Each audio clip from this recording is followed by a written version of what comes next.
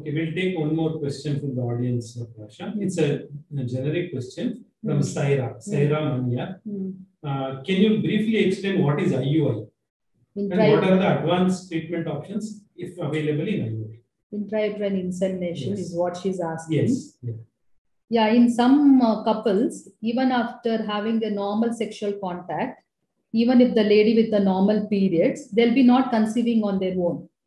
Okay. So such couples, when they come to the fertility specialist and their age is quite less, both of them within 30, they're quite young and they're having normal ovulation, but they're not able to conceive on their own. The first treatment we offer in such a couple is go for a ovulation induction drugs, monitor the ovulation, and whenever the egg is about to rupture, we take the sample of the husband, we process it, prepare it, and we remove all the dead materials, dead cells, immature cells, and take the best part of the sample and we inject into the uterus in a very, very painless way.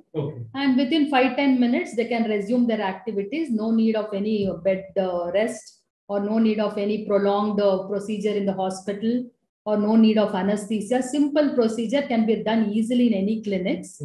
But only thing we should be careful is the person who is preparing the semen sample should have a basic idea what is that he is doing. He should have a lot of skill in preparing the best sample so that the success rate depends upon the prepared sample also.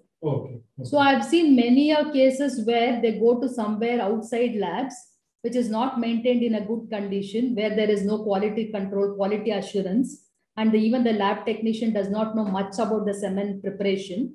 They go there, give the sample, wait for hours for that to be done, then carry the sample from there to the clinic where the gynecologist will do the insemination.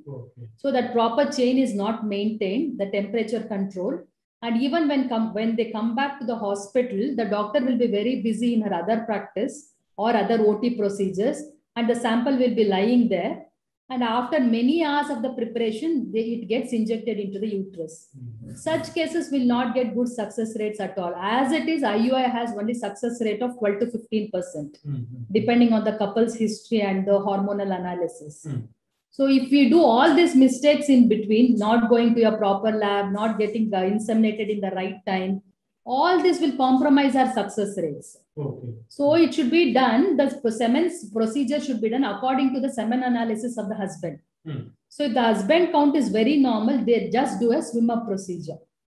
If there is compromised count and motility, they go for a density gradient method. Nowadays, we are having an even more best method called magnetic cell sorter.